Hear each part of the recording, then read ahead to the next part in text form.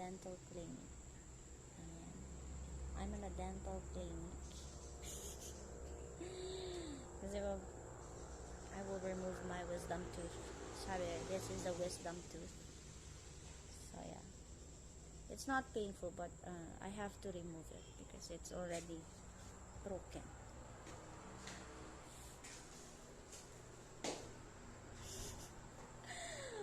Kaya yung tsunami. I think the picture of tree. Oh, under the dental clinic. Huh? Nakikita ko na. Siguro. Di marong kaya sa kotse. With my husband. I'm with my husband. Ha? Sa kotse, nananalamin. May tao pala sa loob.